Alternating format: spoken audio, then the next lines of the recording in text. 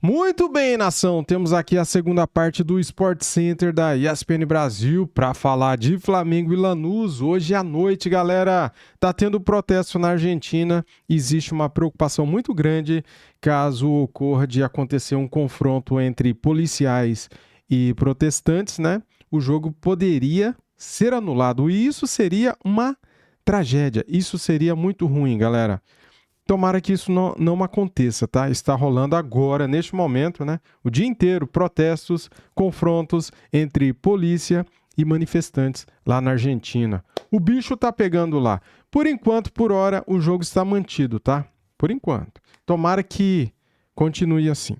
Vamos lá então para o vídeo. Quero dar os créditos para o canal ESPN Brasil. Link na descrição como crédito. Simbora pro vídeo, deixa o like. Se inscreva no canal e ative o sininho. Simbora. Tá a temperatura aí para decisão?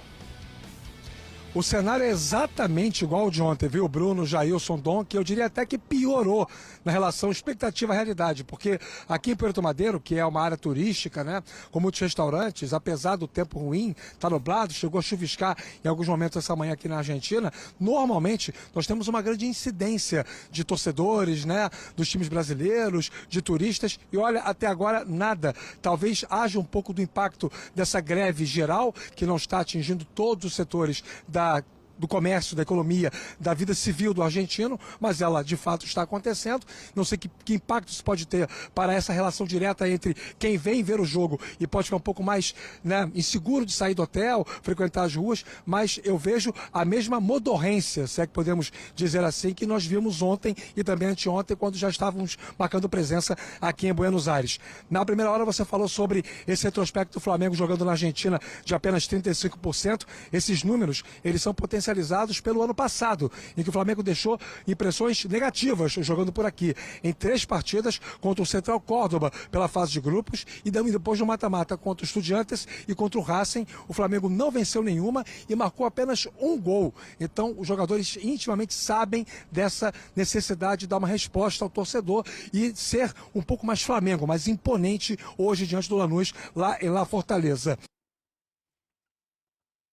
Em toda a história, o Flamengo enfrentou argentinos em 120 jogos, são 52 vitórias, 34 empates e 34 derrotas. E sobre o time, né, que é o que o torcedor sempre espera saber.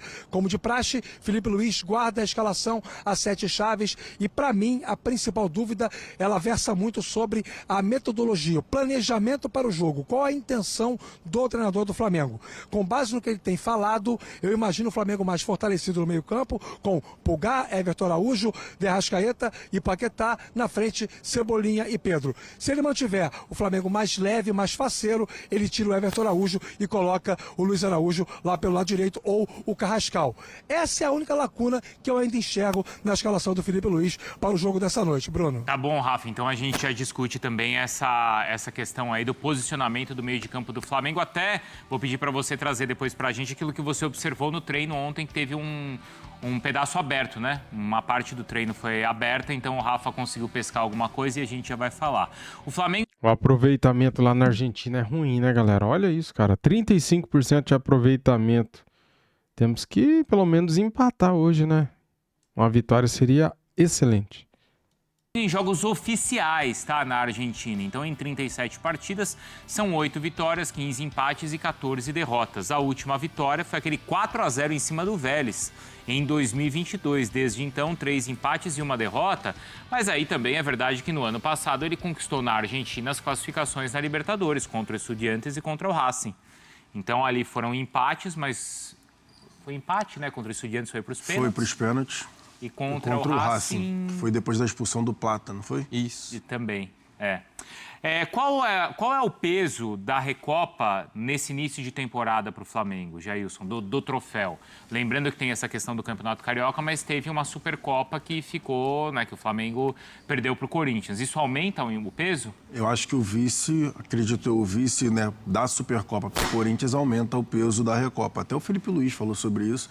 O Arrascaeta também, né, eles acabaram falando ali com o Rafa ontem em relação ao peso, sabe que é um troféu importante e tendo em vista o início da temporada que não foi da forma que eles esperavam, teve a questão do Carioca, o flerte ali, né, com o quadrangular da morte, teve a derrota, o vice o Corinthians na Supercopa, então eu acredito que sim. O peso da Recopa fica um pouco maior, de uma boa atuação, e aí também tem a questão, por exemplo, das cifras que foram investidas no Paquetá. Acho que vai tudo isso num combo para aumentar esse peso aí da final da Recopa. Fala, Rafa.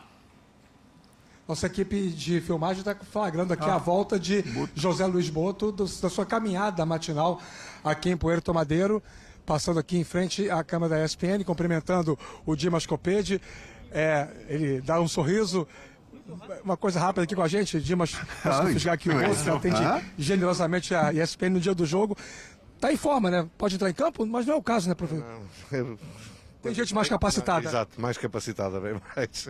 Mas não está má, a forma não está má. Não, dá para testar isso. Bom, internamente tudo sob controle, o treinamento foi realizado ontem, tivemos acesso a uma parte dele.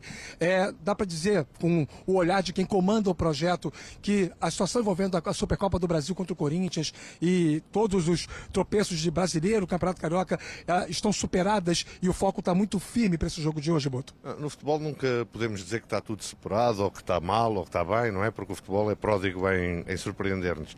Agora, aquilo que podemos dizer é que estamos a trabalhar muito para sairmos desta situação o mais rápido possível.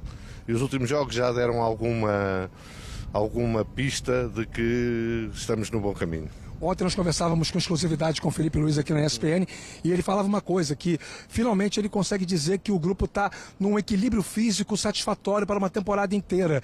É um consenso entre todos os membros da comissão técnica? E eu acho que é natural que nós agora estamos a fazer, nós começámos de janeiro, estamos a fazer um mês e 5 semanas. É natural que são as 5 semanas que são necessárias para os jogadores voltarem não só o ritmo físico, mas o ritmo psicológico, estarem ligados outra vez à competição. Isso são coisas que demoram sempre algum tempo por isso as pré-temporadas, não é? Elas existem exatamente para isso. Mas eu penso que há todos os sinais de que as coisas vão entrar no bom caminho. O Flamengo trouxe o Paquetá, grande contratação da história, financeiramente, economicamente falando, do futebol brasileiro. Trouxe o Vitão, trouxe o André Goleiro. Outras posições eram faladas como sendo mapeadas por você no mercado do futebol. O Flamengo teve dificuldades para concluir algumas negociações e nenhuma delas chegou a ser muito desenvolvida. Não, as dificuldades é que os jogadores que servem para este elenco, não é?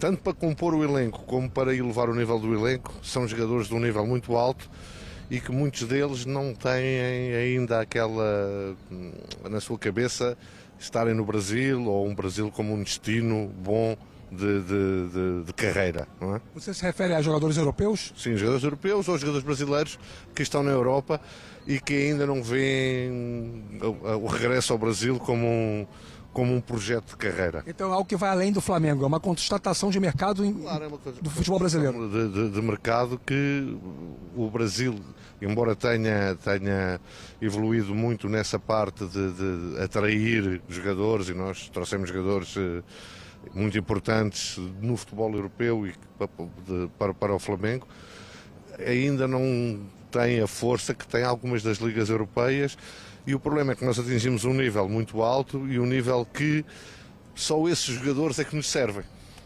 E para fechar, mais 2 perguntas apenas, Boto. A primeira delas, dizem que o diretor executivo de um clube não para nunca de trabalhar, de mapear o mercado. Falta muito até a janela do meio do ano, mas nas conversas que você vem desenvolvendo com o Felipe Luiz, ainda existe algum setor específico a ser trabalhado para o elenco do Flamengo? Eu acho que um time de alto nível, seja no Brasil, seja em qualquer lado do mundo, tem que estar sempre atento ao mercado e temos que estar sempre a mapear o mercado. Temos pessoas para isso, vêm aqui comigo, que estão sempre atentas ao que se passa no mercado, e não é só na descoberta de jogadores, mas é de perceber algumas situações que podem ser favoráveis a nós, e isso é um trabalho diário sempre. E por fim, 2 jogadores que jogam na mesma posição têm os seus contratos terminando em dezembro. Falta muito tempo até lá, sabemos. O Bruno Henrique, que é um ídolo do clube, e o Cebolinha, que é uma peça hoje muito importante no time do Flamengo. Já há algumas conversas nesse sentido? A intenção é mantê-los? Não, a seu tempo nós vamos tratar desses assuntos, tá? Tá bom. Tá bem. Um abraço. Um abraço, vá. Agradecendo aqui ao José Luiz Boto, para você também, bom trabalho, atendendo aqui a ESPN dentro do Sport Center. Deixei para o final a pergunta jornalisticamente mais relevante para o momento e ele não respondeu nem que sim, nem que não. Mas é isso, os dois jogadores têm os contratos até o dia 31 de dezembro. Hoje o Cebolinha tem mais prestígio com o Felipe Luiz, mas o Bruno Henrique é o ídolo do Flamengo, tanto que ele e o Arrascaeta são os únicos jogadores do elenco que possuem, tirando o Felipe Luiz, que como jogador também possui, a Recopa. Então, assim, eles têm essa experiência de terem ganho esta competição em 2020 com a camisa rubro-negra. E ao longo do dia de ontem, muito se falou que o Bruno Henrique poderia estar encerrando a carreira ao final do ano, e ontem na conversa exclusiva com a gente, ele negou isso, ele tem interesse em continuar jogando enquanto se sentir em condições de ajudar o Flamengo. Mas agora cabe ao Flamengo avaliar se contará com o jogador para a temporada de 2027. Mas convenhamos, falta muito até lá. O problema é que coça, né, Bruno? Não dá para deixar de perguntar. Não. A pergunta é pertinente porque são as renovações mais importantes a serem discutidas, mas não tem a urgência de ser nesse mês, nessa semana. Eu acho que é isso, né? Acho que é nesse sentido que o Boto também levou a resposta para esse lado de momento oportuno, né? Não precisa ser discutido isso agora. Pode ir para maio, né? Como foi, por exemplo, lembra no final do ano passado, foi uma questão importante a renovação do Felipe Luiz. Sim. Ali que era... foi até o final mesmo e tal. Mas ali o staff, né, todo o Felipe Luiz foi levando até o final porque estava concentrado, eram finais, jogos decisivos, e aí também você ganha tudo, né, que ganhou, e aí você, né, sobe de patamar. Cartas na negociação. Exatamente. Você poderia aceitar e, poderia ter pedido um pouco mais, poderia ter pedido aquilo, porque, de fato, o Felipe Luiz sai muito grande do 2025, depois que ele fez a temporada. E a questão dos dois é o contrato até o final do ano, então, pelo menos, você tem alguns meses para negociar para evitar que o jogador assine um pré-contrato com outra equipe, Donk. Exato. E assim... Eu também não vejo o Bruno Henrique agora assinando pré-contrato com outro time no meio do ano. Acho que... Bruno Henrique. Nem é a vontade dele. Né? Então. Exato. É que também diz muito do poder também do Flamengo no mercado, né? Você chega numa janela de meio do ano, até vendo as respostas do Boto, quanto que o Flamengo mapeia jogadores da Europa. Então, assim, o quanto de repente você negocia uma renovação e você vê uma oportunidade no meio do ano de jogadores que de repente você impactaria na renovação desses atletas, no caso do Everton Cebolinha e do Bruno Henrique. Então, acho que é sensato, assim, não ser o assunto neste momento a renovação dos jogadores. E aí a grande dificuldade que o Boto conta, né, Rafa? E é interessante, né? Porque se o Flamengo se ele quer elevar o nível do elenco ou contratar, por exemplo, um centroavante para disputar a posição com o Pedro, cara, tem que ser um cara grande. Sim. Um cara de... O Pedro é um jogador de seleção brasileira. Isso é a tentativa lá dos 30 milhões de euros em cima do Caio Jorge? Então, foi isso? Aí você vai buscar assim, ou você vai buscar um Caio Jorge, ou você vai pegar um cara como o Palmeiras pegou, tirar um cara do Barcelona, o Vitor Roque, para contratar, né? Só que é difícil, como ele falou, a questão não é nem você ter ou não ter o dinheiro. A questão é você convencer esse jogador a sair da Europa e vir para cá. Aí já é uma situação Você vê complicada. que o preâmbulo que ele faz, quando ele começa a responder sobre isso, é justamente sobre essa questão do que pensa um jogador de alto nível, tanto o brasileiro quanto o europeu, que performa bem no futebol da Europa, quando recebe uma proposta do Flamengo. E aí, por questões de cifras, analisando a questão do dinheiro em si, o Flamengo não deixa a dever em relação a nenhum clube da prateleira mais elevada do futebol europeu, à exceção dos gigantes, né? Dos maiores clubes do mundo, que esses pagam salários proporcionalmente superiores aos que o Flamengo paga. Mas uma prateleira imediatamente inferior, o Flamengo já compete. E aí ele reforça isso, mas passa muito pelo desejo do jogador e também pelo sarrafo alto. Vocês lembram como o Boto agia no início do ano passado, quando ele contratou o Juninho, quando ele contratou um jogador que estava jogando a Championship lá para poder reforçar o ataque do Flamengo? Não foi massacrado pelos torcedores. Foi o Mickey. O cara nem chegou. O Johnston. O cara Mickey Johnston. O cara chegou e voltou, nem conheceu a Baía de Guanabara direito. Então, nesse caso especificamente, ele sentiu qual era o sarrafo do Flamengo. Ele conversou com o BAP naquela oportunidade. O BAP cobrou dele um pouco mais de ousadia. O Flamengo tem fôlego para isso. E aí, de lá para cá, só contratações de alto nível, tanto em âmbito nacional como até, por que não dizer, internacional. Mas tem isso sim. O Flamengo, para poder trazer um atacante para brigar com o Pedro, tem que ser um baita de um cara. E aí é difícil esse cara estar disponível, né? E talvez Talvez isso impacte, a gente está muito pautado no mercado do começo do ano, que é quando os times começam temporada, às vezes novos técnicos iniciando o trabalho. Pelo nível que o Flamengo atingiu, de conquistas, de poderio financeiro, talvez a gente... É só uma reflexão, não é uma opinião, até porque precisaria esperar acontecer. Mas talvez se torne muito mais o Flamengo agressivo na janela do meio do ano. Talvez... A ver com a Europa, né? A ver com a Europa. Então, porque de repente o Flamengo vai gastar, de repente, 10, 15 milhões de euros num atacante que ele não está tão convencido agora, se de repente ele pode gastar nisso num atacante no meio de ano, porque lá vai ser o final de temporada, lá as coisas vão estar se resolvendo. Acho que pelo nível europeu que o Flamengo se estabeleceu, talvez isso reflita até no momento das contratações do Flamengo. Talvez o Palmeiras também possa ser inserido nesse contexto, mas me parece ser o caso. O Paquetá, acho que seria muito esse perfil de contratação no meio do ano, só não foi por conta de uma situação muito específica. Mas talvez... E o Paquetá foi fácil de convencê-lo a vir. Até Nem precisou convencê-lo, exatamente. Exato. O convencimento começou dele próprio, né? Foi ele mesmo. Foi ele mesmo. Pedido, aquela história que ele falou, né? Eu preciso do Flamengo. Talvez o Flamengo não precisasse, né? E ele que precisava, enfim, do Flamengo. Em relação ao ataque, essas contratações, o que, enfim, parabenizar o Rafa Marques e o Dimas, né? O Dimas mostrou serviço. Mandaram muito. Vai estar marcador ali, porque o Dimas foi... O Dimas laçou. O Dimas marcou ali o Boto, também teve a questão lá na altitude, né? O gol do Dimas na altitude, você lembra dessa? Teve, é verdade. Dimas aí deitando aí na produção. Mas, enfim, em relação às contratações do Flamengo, e isso é desde a época do Braz, não só do Boto agora, o sarrafo, né, do elenco do Flamengo. Porque eu lembro, assim, o Rafa também vai lembrar a dificuldade que o Flamengo tinha em contratar um meia que fosse vir como ser reserva do Arrascaeta. É verdade. Hoje tem 3, né, Jailson? Ninguém queria ir pro Flamengo. Eu vou pro Flamengo, sei lá, com 24, 25 anos, para eu ser reserva. No auge lá, enfim, na flor da idade para ser reserva do Arrascaeta, que é um cara que eu não vou ganhar a vaga. Então, para que eu vou? E aí, hoje, enfim, tem lá o Carrascal, que pode realizar essa função, o Paquetá também pode realizar essa função, mas são caras que jogam em mais de uma posição. Então, mesmo que tenha o Arrascaeta, o Paquetá pode jogar de 8, pode jogar aberto, como o Felipe Luiz nos trouxe, e o Carrascal que joga em todas ali, do meio para frente, basicamente. E às vezes, você pega um cara que é destaque no estadual. Isso não é suficiente para o Flamengo. Por exemplo, o atacante e o Juninho. Eu acho que já não é mais. E às vezes você pega um cara. E às vezes você pega... o Juninho tá jogando bem no México, tá? Tá fazendo um gol atrás do outro. Mas pro nível de exigência do Flamengo... Não, eu só tô falando, eu tô corroborando com o que você tá falando. E o nível de exigência é tão alto que às vezes você vai pegar um cara que joga na Europa, tem passagem na seleção brasileira e não vai ser suficiente. O Emerson Royal, por exemplo. É verdade. O Emerson Royal... Nem essa de você convencer o cara da Europa a vir pra cá pode ser suficiente. Sim. O que foi, Rafa?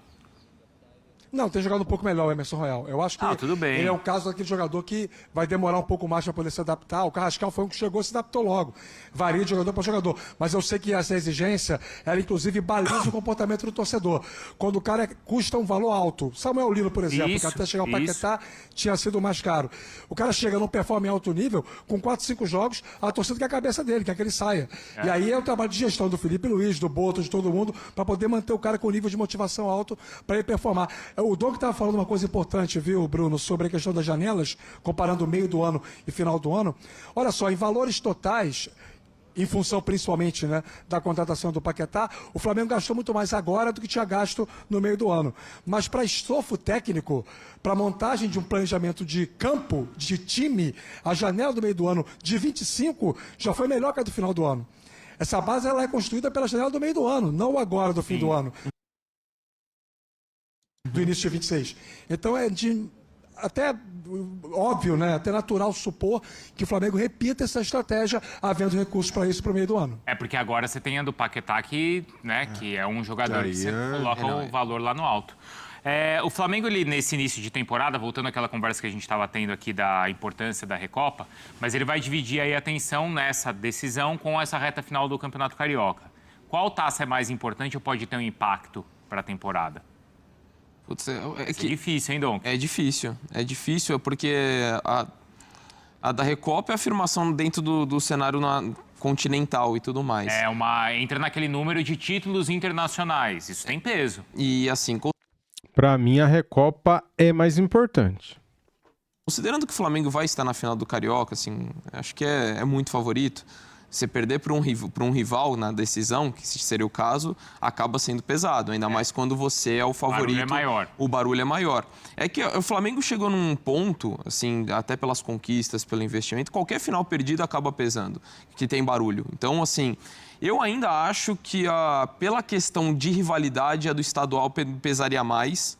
Porque imaginando que o Flamengo, indo uma decisão estadual, vai jogar com os seus principais jogadores e tal. Então, assim, imaginando pelo barulho, assim, da rivalidade, eu acho que essa pesaria mais.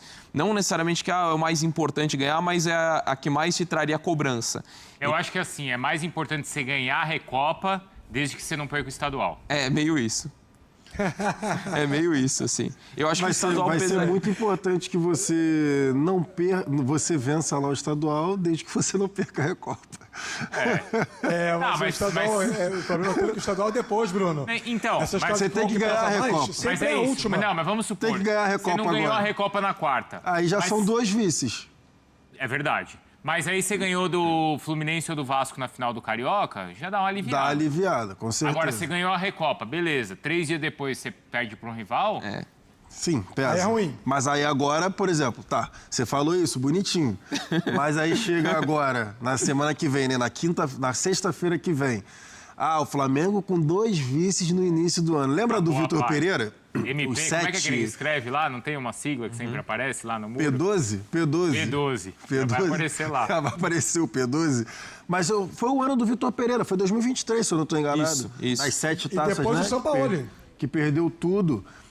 Então, assim, aí já vai começar, por exemplo, a contagem. Ó, já vice da Supercopa, vice 2 vices no ano. da Recopa. Então, aí esse papo aqui não tô gostando não, hein, galera? Esse papo aqui tá estranho, hein, cara? Vice aqui não, hein? Já temos um vice aí que a gente gosta de zoar, né? O nosso bivice. Bem, galera, neste corte aqui, vocês acompanharam uma entrevista do José Botto. Surpresa, né? Porque ele estava ali fazendo a sua caminhada e, de repente, o cara para dar uma pequena entrevista e foi bacana aí de acompanhar para saber, né, o entendimento dele também, como que está o planejamento do Departamento de Futebol do Flamengo para contratações, né? Ele não revelou sobre nenhuma negociação importante, lógico. Se ele está negociando com alguém, está em sigilo, né? Não quis falar sobre a renovação de contrato do Everton Cebolinha e do Bruno Henrique. Ele falou que não é hora para isso, vai ter um momento para isso, né? E eu entendo perfeitamente, né, cara? Eles têm contrato até o fim do ano, né? Bem, galera, é isso. Então, Lanús e Flamengo ao vivo e exclusivo no Disney Plus e ESPN Brasil hoje às 9h30 da noite e o pós no Linha de Passe. E, logicamente, vamos trazer aqui os cortes para vocês. Valeu? Deixa o like para ajudar, se inscreva aqui no canal e ative o sininho. Tamo junto, saudações. Fui!